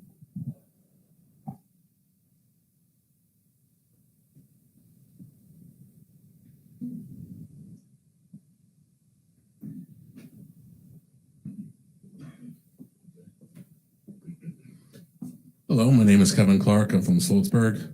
Sent you guys a very spirited email last week, rife with action words. I was a little emotional at the time, but listen, it's. I've lived in Rockland for a very long time. Graduated from Suffern. Grandparents moved here in the 80s. I was a Catholic school kid who went to a Westchester school. The classes were jam-packed, and then luckily enough, in 91, I came here, and I've kind of been here since. I guess maybe because I'm an 80s kid, maybe my skin's a little tougher, but yes, Sloatsburgers do have a little bit of a reputation, but I was also a Hillburn kid. We kind of share it, you embrace it. Roadkill jokes are funny. Don't be so sensitive. Listen, as I've grown, I've had the luxury of working for very small companies to very large companies. I worked in Lafayette Theater when the previous owner had a series of theaters around the county and spent an entire summer running away from the judge so we didn't get evicted. The change is hard, and I run HR. I have 4 different sites in 4 different states across 2 different time zones. Deal with hundreds of people. My Southerners have a lot of very spirited personalities. They drive me crazy. Whenever you have to do anything, big or small, change management is essential. It takes time. It requires buy-in. One of the things that I feel why we have so much static, why there's so much trepidation is that, yes, you guys have given us a lot of data, but we also haven't seen the data that you guys got. Sunlight is the best disinfectant. This also feels very rushed. Yes, I have a daughter who's in middle school. I have another daughter who's in 3rd grade. I have a son who was born a couple weeks ago. Me as a parent, no matter what happens, I'm not really that impacted by it, but I have also been around and I saw what happened in East Ramapo. And let's be very clear, the people of East Ramapo were asleep at the wheel and decided to do something when it was already too late. And decisions got made from a place of fear. My worry is that we're making a lot of decisions here from a place of fear and not from a place of strength. There are big decisions that have to get made. Yes, we are coming to a tipping point, but have we really considered everything? Have we looked at the realities of it? If you're a Sloatsburg kid, your bus gets to school late every single day for a minimum of the last 3 years, not including the COVID years, and this school is a bloody 5 minutes away. How am I supposed to put my kid on a bus and think they're going to get to the school on time? If I'm a dual income family and I've got a 9 to 5 and I've got to be to school, how in the hell am I supposed to get my kid to get to their bus now that they have a different start time from their sibling? There are lots of things that I don't really think of. Listen, positives are great. I can put a lot of things on paper and I can tell you how great it's going to be. But unless we're going to talk about the realities of the negatives, I haven't seen a lot of pros versus cons weighed out other than, hey, the community has changed. Hey, guess what? You can go to Sutter's Mill and there's nobody in there. That place is an institution. We understand the community has changed. You can drive up College Road and not see a sign that's in English. If you went to school here in the 90s, you know what College Road used to look like. We pretended that there was an imaginary border at the edge of a Tolman, and guess what? A lot of people fell asleep at the wheel, and now we're paying the consequences for it. And frankly, I think also a lot of the frustration you see is the very overly taxed citizens kind of have to turn around and go, there is a group of people who kind of keep taking, and we kind of have to keep taking it a punch to the face. And how much longer can you get punched in the face where you go, hey, enough is enough? Why are my kids always the ones impacted? I'm baffled as why we have to, I get it, some of them pay taxes, but if you don't follow the state's curriculum, I'm not going to tell you I'm a great big fan of a lot of things New York State does, but if you're not following state curriculum, why are you getting the benefits? Again, there's a lot here, but the big point is see a lot of data. I'm a little confused about what the big rush is. We have a lot of very tangible, obvious problems that have not been resolved that will be exacerbated by any changes. Communication with everybody in district, it hasn't really been great. Sometimes we see meetings. We had a meet the teacher night and a board meeting. We had a conversation about this plan at 4 o'clock on a Thursday. If you have a job, you're not getting here at 4 o'clock on a Thursday. These are very serious issues that require a lot of very serious discussion. And I just don't think that with the people who are going to be the most impacted by it, I just don't think we've done our part to communicate this effectively, to take all the concerns into consideration, and to really have a realistic conversation about the good, the bad, and the ugly of it. So a couple of weeks, it's going to be what it's going to be. Hopefully we will choose, we'll make the right decisions and put a little more thought into it and not rush. Some of this is just common sense stuff, and I just don't get it. But thank you for the time. Thank you.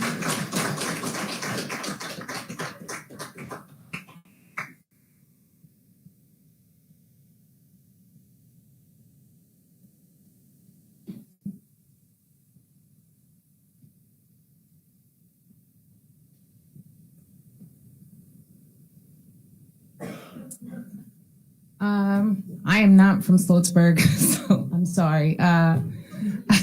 Sorry, guys. But everyone from Sloatsburg was everyone was very eloquent, and I think everyone's expressed things that we've all been thinking. So I really don't have too much to add. Could you just your name? I was getting to that. Oh, I'm sorry. Okay. Sorry. My name's Silvana Giordano. I have 2 small children that are at Viola, and we live in Montebello. I agree with so many people here that I feel like this was a very hasty decision. It feels like a lot of these meetings and surveys or whatnot that were sent out to discuss this decision kind of went out in the dead of summer when a lot of people are away or on vacation or just trying to keep their kids entertained during the summer. I have a son who receives services, and I had to work and push really hard for my son to get services. He's finally blossoming at Viola. And again, I had to push for that. And I can't see how this poor kid, along with many other kids within our entire district that received services and had to stay home during COVID and learn remotely or, all the challenges that COVID brought. Finally, he's found a home. And now we're going to pull out the rug from under these kids and say, well, sorry, all those friends that you made and at school that you're so excited to go to every morning, you're not going there anymore. You're going somewhere else. And your little sister, who you're so excited to go to school with, she's going to go to school in an entire different town.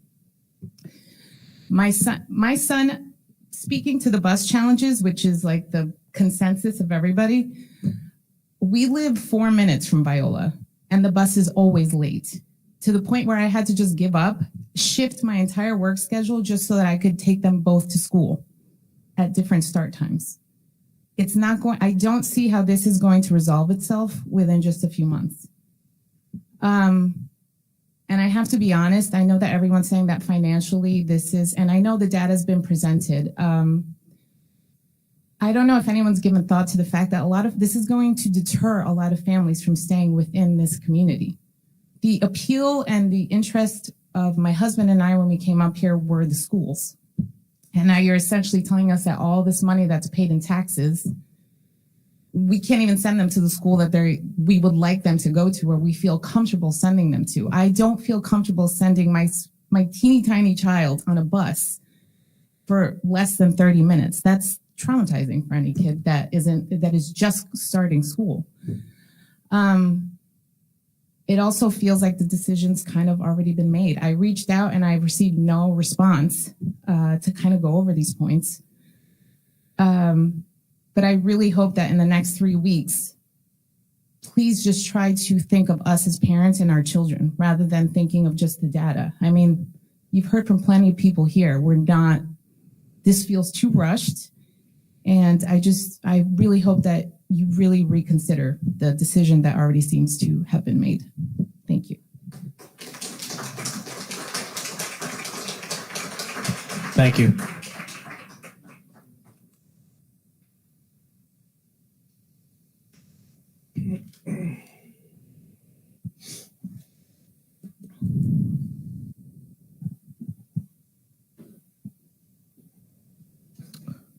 Okay.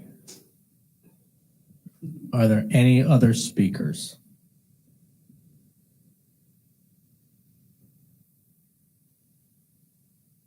All right. So I'm going to close this portion of the meeting, and I'm going to thank everybody who came here and spoke tonight. Thank you for your honesty. We've said before, and we'll say it again, and you all know this. It's emotional for a lot of people. It's going to impact people. In the long run, the benefits for the students, in my opinion, are going to outweigh the negatives. But that doesn't take away from everybody here tonight who spoke to have those feelings of fear that, you know, that you've expressed. So I do appreciate everybody that spoke here tonight, and we're going to move on to superintendent closing comments. Thank you very much. I share your sentiments, Mr. Kern. I also want to thank all of you who spoke, whether you're in favor of this plan for restructuring to improve the educational outcomes for our students, or if you are vehemently against it. I appreciate all of you doing so in a respectful manner this evening. You will be seeing communication coming out from the district in light of this presentation. So we shared some news with all of you about which of those three options we are recommending to the Board of Education. That will be going out in an electronic format to the citizens, or I'm sorry, to the families of Suffern Central students. And we will be sending out a physical mailing as well in the coming days to all the residents of Suffern Central. And of course, making sure that everything's in English and in Spanish as well. One of the things you'll see on our website is an FAQ sheet. So there are a number of folks that have posed some very specific questions during comments. And as was stated, this is not a Q&A session here, but know that we've taken note of your questions, and we hope that the FAQ page will help satisfy some of those questions that you have.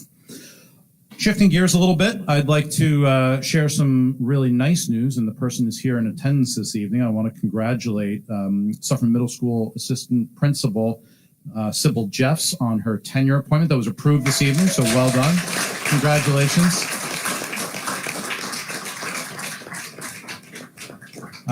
This is not the first time you've received tenure. You've had a number of different positions in the district, and obviously you add great value to the product that we strive for our students. So congratulations and thank you. Thank you. Thanks, John. And thus concludes my superintendent's comments. Thank you. Okay. All right. So thank you all again for coming tonight. Thank you to the auditor. Thank you to our finance team for putting together our audit, which was presented earlier. Thank you to Dr. Gunderson for the formal recommendation, and thank you to all the community members who came and spoke tonight. We will be here again in 3 weeks, Tuesday, October 24th, where the intent will be for this board to take a vote on the proposal that was given tonight. In the meantime, if there are any questions, if there are any specific, anything specific that anybody does want to know about the proposal for the restructuring, please reach out to administration for specific details, that may be able to be answered by, various departments within administration.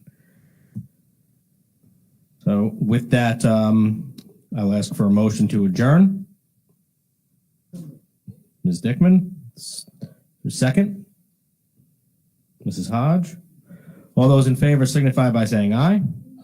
Aye. Thank you all very much for coming tonight, and we will see you in 3 weeks.